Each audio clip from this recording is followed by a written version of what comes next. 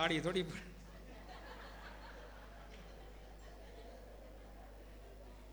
કે મારા પિયરે વહી જાઈશ. ભગવાન કે તું પિયરે જાઈશ તો તારી પાછળ પાછળ હું અહીંયા આવવાનો છું, તને છોડવાનો નથી.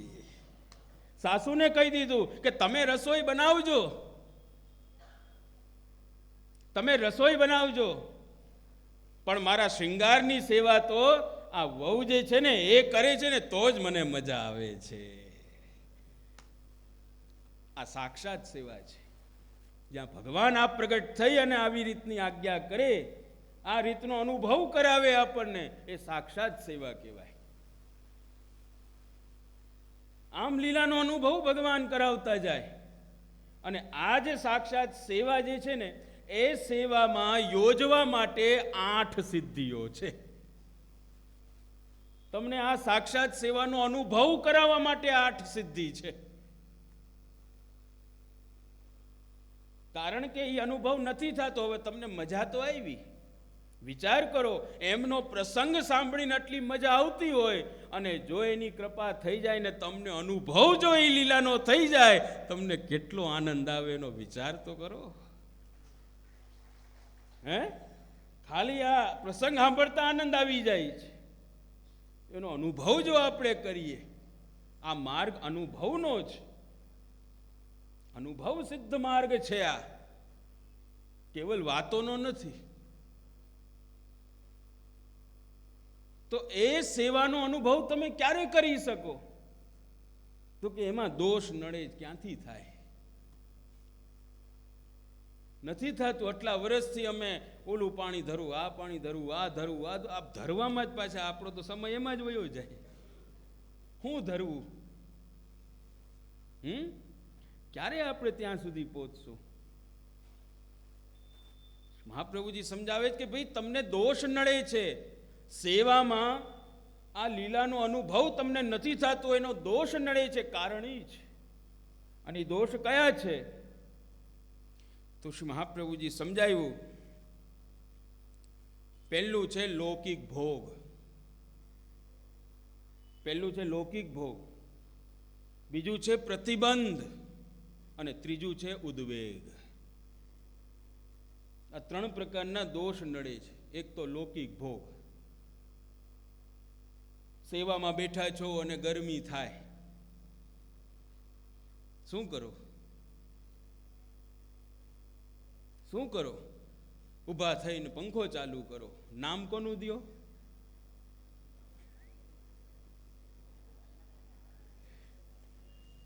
નામ કોનું દ્યો? ઠાકોરજી. ઠાકોરજીને ગરમી થાય છે. આહા, મારા ઠાકોરજીને ગરમી થાય. એમ હકીકત કોને થાય છે? હે ને? એટલે પંખો કરવો છે, એટલે જ પગ દુખે છે.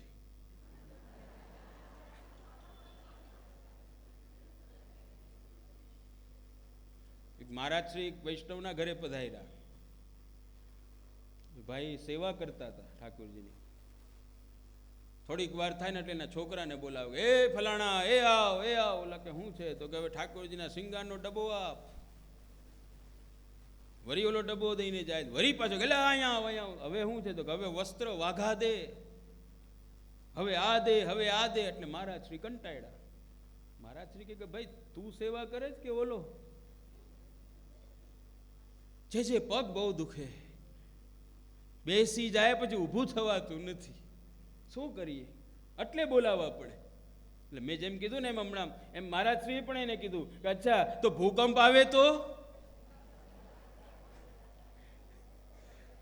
બોલાવ કે હું નાના ભાગું? ત્યાં કોઈ રાહ જોવે? હે, ભાગે. તો લૌકિક ભોગ જે છે એ બધા કેવા છે? ધ્યાયતો વિષયાન પુંસ સંગસ્તેષુ ઉપજાયતે સંગાત સંજાયતે કામઃ કામાત ક્રોધોપી જાયતે. ભગવાને ગીતાજીમાં લૌકિક ભોગોની નિંદા કરી અને કીધું કે ભાઈ આનાથી દૂર રહેજો. એટલે આપણે ત્યાં પ્રકાર આવ્યો કે ઠાકોરજીની સેવા, એક સેવા પણ છોડવી નહીં, એક સેવાને પણ છોડવી નહીં. પંખો કેમ કરે ઠાકોરજીની સેવા? તમારે કરવાની છે. સ્વયં પરિચરેત ભક્ત્યા વસ્ત્ર પ્રક્ષાલનાદિભી એક કાલમ વા દ્વિકાલમ વા ત્રિકાલમ વાપી પૂજયેત. શ્રી મહાપ્રભુજી કહે છે કે પુષ્ટિ માર્ગમાં સેવા કેવી રીતે કરવી? સ્વયં પરિચરેત ભક્ત્યા. તમે જાતે સેવા કરો, જેટલી થાય એટલી તમે સ્વયં કરો. તમારા ઉપર કૃપા છે ભગવાનની, તમારી પાસેથી સેવા લેવા માંગે છે. તમે પોતે કરો, ઓર્ડર નહીં આપો. સમજ્યા ને?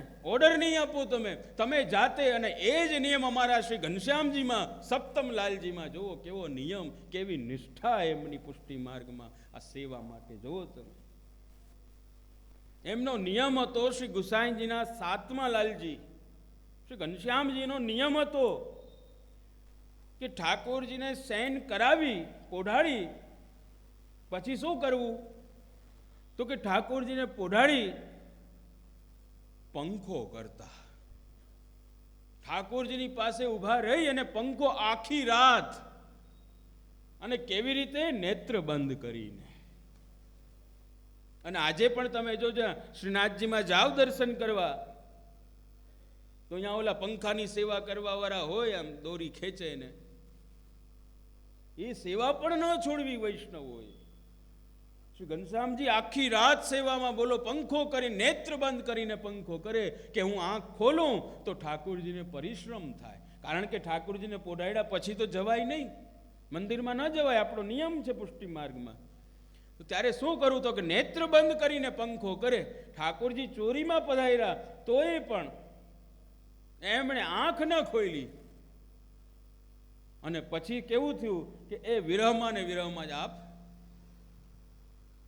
સ્વધામ પધાર્યા.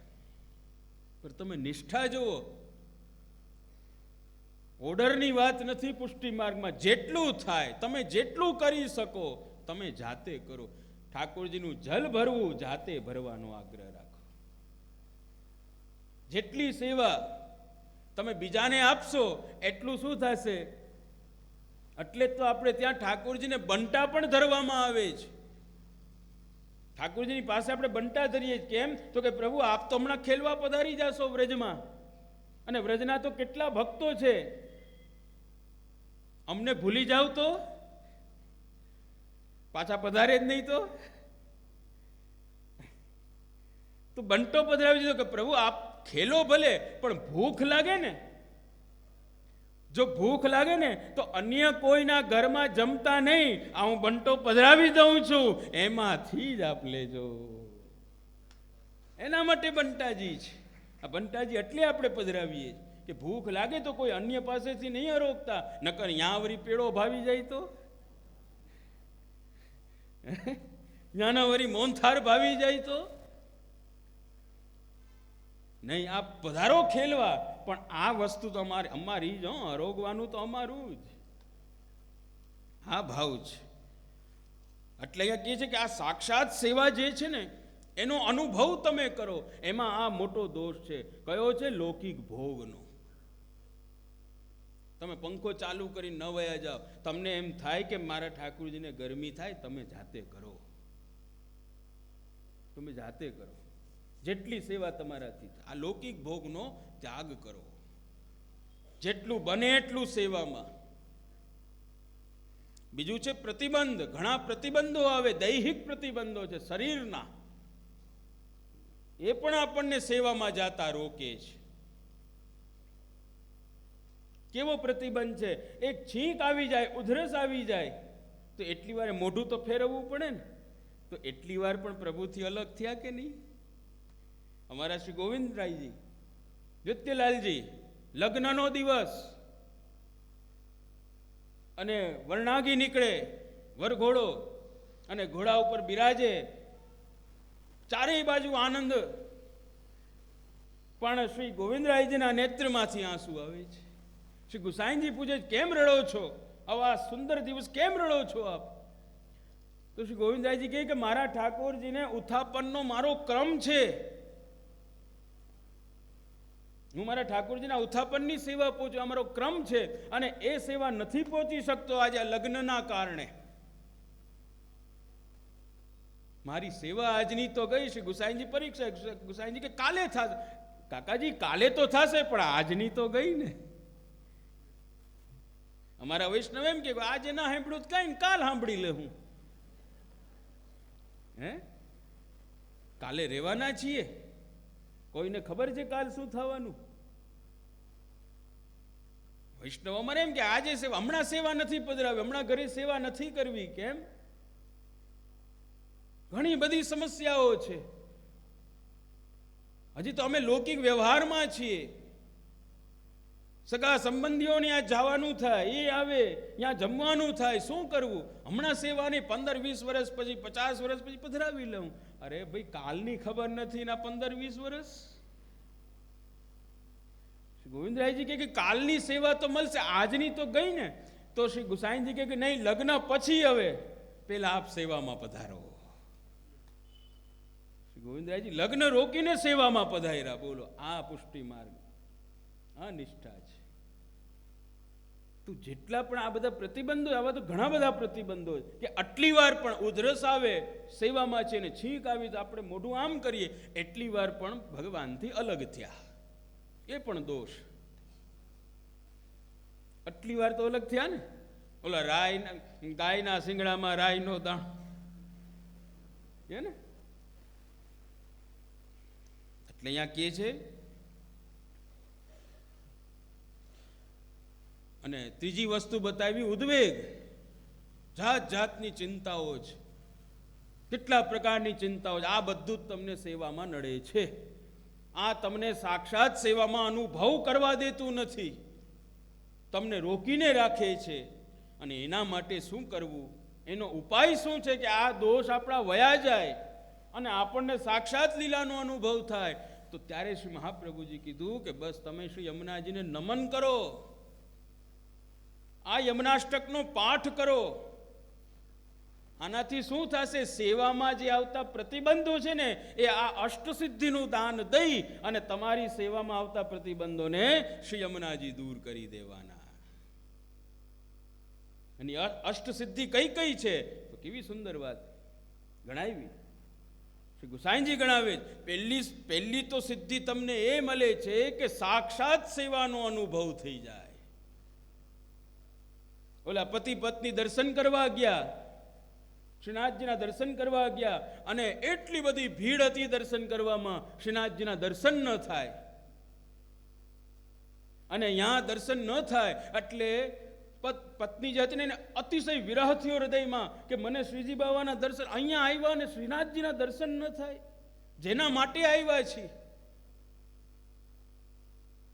અતિશય વિરહ થયો એમને. એ વિરહ થયો ને, એ શ્રીજી બાવાથી સહન ન થયો. મંદિરમાં બિરાજતા હતા, ત્યાંથી ચાલીને બહાર પધાર્યા. અને બહાર પધારી અને પત્નીનો હાથ પકડી અને એને લઈ ગયા. હવે ભીડ ગઈ ને, વૈષ્ણવોની ભીડ ગઈ, અને ઓલો પતિ જોવે તો એની પત્ની ક્યાંય ન દેખાય, એ વૈષ્ણવની પત્ની ક્યાંય ન દેખાય. એટલે વિચારમાં ગોવા ક્યાં, આમ તેમ વાં તેમ બધે ગોઈતા, ક્યાંય ન મળ્યા. છેલ્લે હારી થાકીને શ્રી ગુસાઈજી પાસે ગયા કે જે આ અમારા પત્ની ક્યાં વયા ગયા. શ્રી ગુસાઈજી જાણી ગયા. શ્રી ગુસાઈજી કે ચાલો, કારણ કે ઓણો તો ખાવા પીવાનું છોડી દીધું. શ્રી ગુસાઈજી એમને લઈ ગયા. ચાલો એમ કરીને એક જગ્યાએ ત્યાં લઈ ગયા, ગાઢ જંગલ ત્યાં વ્રજમાં. અને ત્યાં અંદર લઈ ગયા ને તો ત્યાં જોયું શ્રીનાથજી બહાર બિરાજે છે એકલા. શ્રી ગુસાઈજીએ વિનંતી કરી કે જે આના પત્ની ક્યાં છે? આ બિચારો દુખી થઈ ગયો છે, ક્યાં છે એના પત્ની? શ્રીજી બાવા હૈસા. શ્રીજી બાવા કે અંદર પધારો ને, અંદર છે. અંદર ગયા ને, શ્રી ગુસાઈજી ઓલા વૈષ્ણવને લઈ ગયા. અંદર લઈ ગયા ને જોયું તો અહીંયા મુખ્ય સ્વામીજી રાધાજી બિરાજે છે, અને ઘણા બધા એમના સખીઓ બિરાજે છે, એ બ્રજ ભક્તો. અને એના વચ્ચે આના વહુ પણ ઊભા છે. હે, આ દ્રશ્ય જોયું. સેવામાં, સીધા સાક્ષાત સેવામાં. આટલો દર્શનનો વિરહ થયો, એનાથી સેવાની પ્રાપ્તિ થઈ ગઈ. પછી તો પતિ કે એના પત્નીને કે હાલો હવે હવે ક્યાં આવું, લોક લાજ સબ પટકી ગ્વાલિન કૃષ્ણ દરસ. હવે તો અહીંયા જેના માટે અમે આ એ જ ફલની પ્રાપ્તિ થઈ ગઈ. તો હવે પતિ તો હવે પતિના મનમાં શું આવ્યું, એને અતિશય વિરહ થયો એના હૃદયમાં કે ભાઈ મારા પત્નીને આવું ફલ મળી ગયું, હું કેમ બાકી રહી ગયો,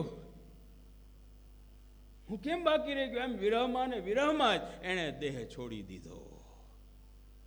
અને ત્યારે કોઈ વૈષ્ણવ જઈને શ્રી ગુસાઈજીને વિનંતી કરી કે જે ઓણે તો દેહ છોડી દીધો, ઓલા તો વયા ગયા, આ એ વયા ગયા. શ્રી ગુસાઈજી કે બસ એની તો લીલામાં પ્રાપ્તિ થઈ ગઈ, આની પણ હવે લીલામાં પ્રાપ્તિ થઈ ગઈ ને. સાક્ષાત સેવામાં તમારી યોજના, ભગવાન તમને પોતાની લીલામાં અનુભવ કરાવે, લીલાનો અનુભવ કરાવે. એ અનુભવ જે ભગવાન જે કરાવે તમને, એ પહેલી સિદ્ધિ છે. અષ્ટ સિદ્ધિમાં પહેલી સિદ્ધિ આ છે કે યમનાષ્ટક કરવાથી શ્રી યમુનાજી પ્રસન્ન થાય તો તમને સાક્ષાત લીલાનો અનુભવ કરાવી દે. બીજી સિદ્ધિ કઈ છે તો કે પ્રભુની લીલાનું અવલોકન કરાવે. આ બીજી સિદ્ધિ, પ્રભુ લીલાનું અવલોકન કરાવી દે. અવલોકન એટલે કે પેલા તો તમને લીલાના દર્શન કરાવી દે. અચાનકથી તમે શ્રી યમુનાજીના કિનારામાં ગયા, તમે શ્રી યમુનાજીના કિનારામાં ગયા અને ત્યાં શ્રી યમુનાજીને દૂધ ચડાવતા હતા, એટલી જ વારમાં તમને ત્યાં સાક્ષાત લીલાનો અનુભવ કરાવી દીધો.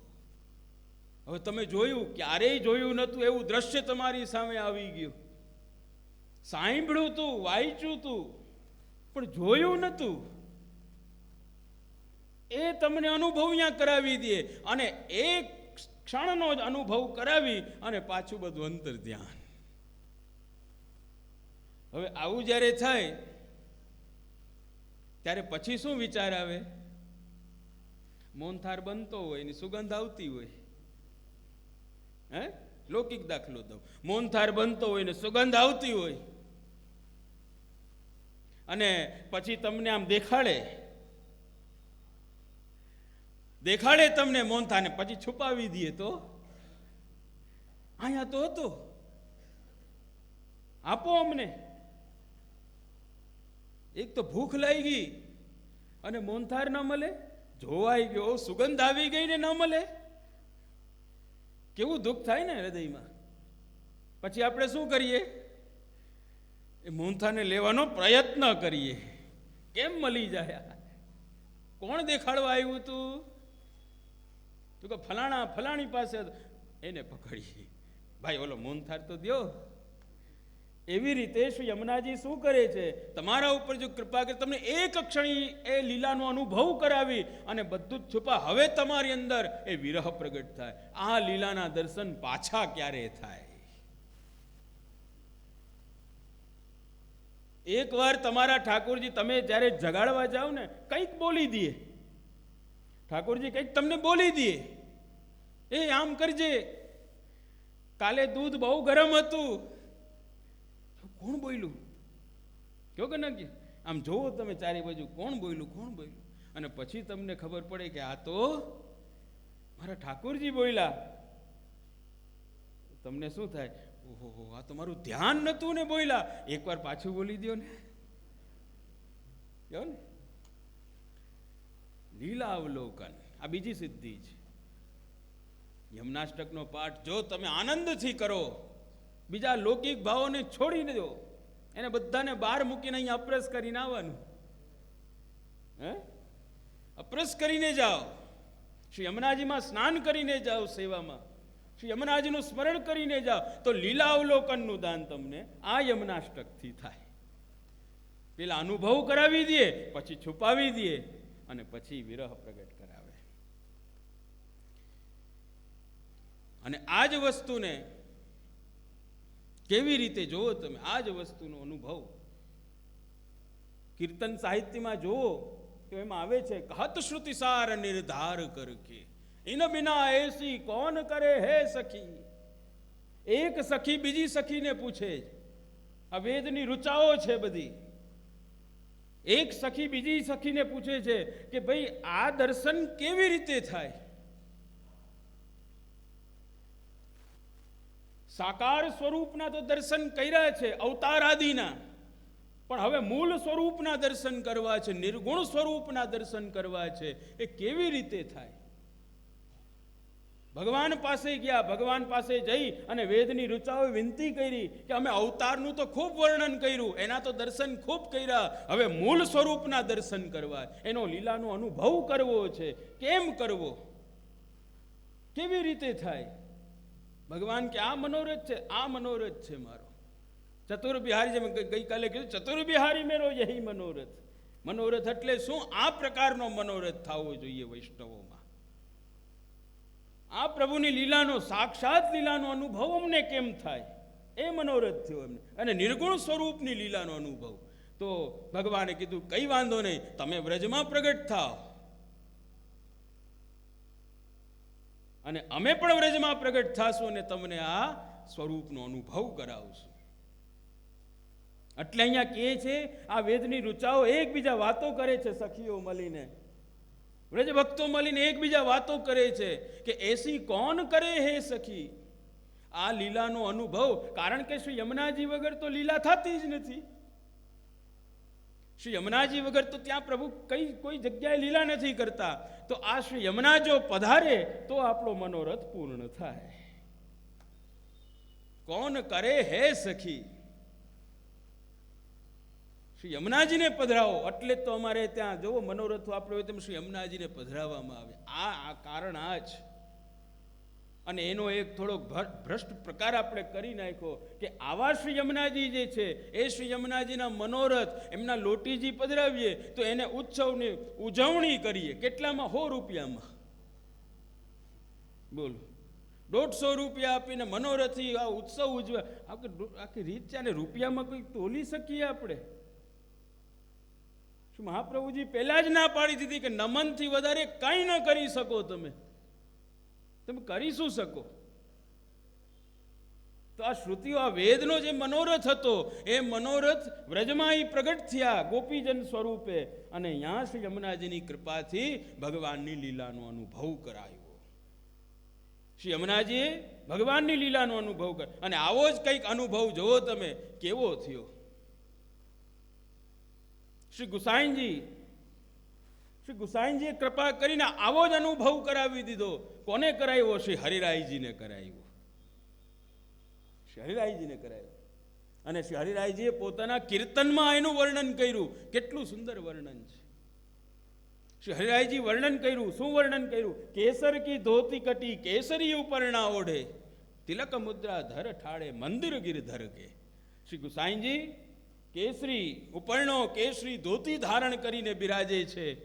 તિલક મુદ્રા ધર ઠાડે, તિલક મુદ્રા ધારણ કરીને બિરાજે છે. મંદિર ગિરધર કે, શૃંગારમાં બિરાજે. જોજો હવે, દૌ જન કી પ્રીતિ કાહુ પે ન કહી જાત, ઇત નંદ નંદન ઉતવલ્લભ વર કે. શ્રી હરિરાયજી કહે કે આમાં નક્કી નથી થતું કે શ્રૃંગાર કરવા વાળાને આનંદ આવે છે કે શ્રૃંગાર ધારણ કરવા વાળાને આનંદ આવે છે. કઈ નક્કી નથી થતું. કારણ કે શ્રૃંગાર કરવા વાળા શ્રી ગુસાઈજી છે અને ધારણ કરવા વાળા શ્રીનાથજી છે. આમાં બેયમાંથી કોને વધારે આનંદ થાય છે એ નક્કી નથી થતું. થોડી વાર થાય તો શ્રી ગુસાઈજીના મુખારવિંદમાં આનંદના દર્શન થાય, થોડીક વાર થાય તો શ્રીનાથજીના. કઈ નક્કી નથી થતું. કરે કે શ્રૃંગાર આજ લાડીલે ગોપાલ જુકો, લેત હે બલાય વાર વાર દઉ કરકે. શ્રૃંગાર કરીને એવું સુંદર સ્વરૂપ, એવા શ્રૃંગાર શ્રી ગુસાઈજી ધારણ કરાવે, એમાં એ બાકી હોય એવું સુંદર સ્વરૂપ શ્રીનાથજીનું. અને એ શ્રીજી બાવાનું જે સ્વરૂપ છે એને તો દર્શન કરી અને શ્રી ગુસાઈજી મોહિત થઈ જાય અને એમે જે છે એ નજર ઉતારે છે કે મારા પ્રભુને કોઈની નજર ન લાગે. તો એવા સુંદર લાગે છે. અમારા વૈષ્ણવ તો એમ કે જલ્દી શ્રૃંગાર કરીએ, એક ના એક હોય. ગઈકાલે મેં એક ના એક શ્રૃંગાર હોય, એ કઈ બદલે નહીં. ગુસાઈજીનું ઘર છે, અહીંયા થાય, અહીંયા કઈ ન થાય. કે હે જો તમે શ્રી ગુસાઈજી સેવા કરે, એવા ઠાકોરજીના દર્શન કે નજર ઉતારવાનું મન થઈ જાય, એવો સ્નેહ પ્રગટ થાય છે. વેવ મુસ્કાત જાત ફૂલે ન સમાત ગાત, કહે હરિદાસ મેં નિહારે દ્રગ ભર કે. શહેરાઈજી કહે છે વેવ મુસ્કાત જાત ફૂલે ન સમાત ગાત. શહેરાઈજી કહે છે કે આવા અલૌકિક દર્શન કરી કે જ્યાં બંને સ્વરૂપના મુખારવિંદમાં આનંદ છે, બંને સ્વરૂપ આનંદમાં બિરાજે છે, ને આવા દર્શન કરી કહે હરિદાસ મેં નિહારે દ્રગ ભર કે. આવા બંને સ્વરૂપ આનંદમાં બિરાજે છે ને, એવા દર્શન મેં આંખને ભરી ભરીને કરી લીધા છે. આંખ ભરી ભરીને મેં દર્શન કર્યા છે. આપણને દર્શન કરતા ક્યાં આવડે? હે? આપણી દ્રષ્ટિ ક્યાં છે? બીજી સિદ્ધિ છે, પ્રભુની લીલાનું અવલોકન કરાવી દઈએ. એ પછી